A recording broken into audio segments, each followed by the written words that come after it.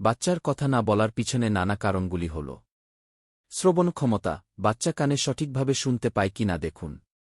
যে বাচ্চা কথা শুনতে পায় না সে কথা শিখবে কি করে? কথা বলতেও সে পারবে না। বাচ্চার হিয়ারিং লসের পিছনে কোনো নির্দিষ্ট কারণ নেই।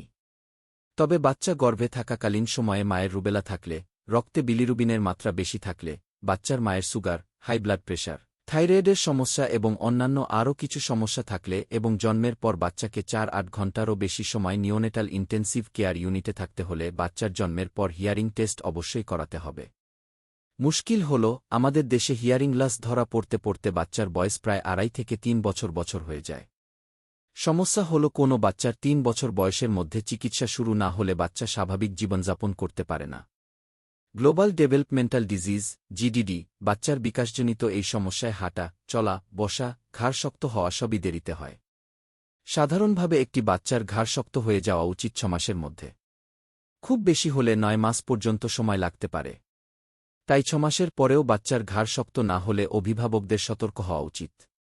অন্তত ১ বছর কেটে যাওয়ার পরেও ঘাড় সঠিকভাবে শক্ত না হলে বাচ্চার কথা বলতেও কিন্তু দেরি হবে। আবার একটি বাচ্চার ১ বছরের মধ্যে হাঁটতে শিখে যাওয়া উচিত। কোনো বাচ্চা দেরিতে হাঁটতে শিখলে তার কথা বলতেও দেরি হবে।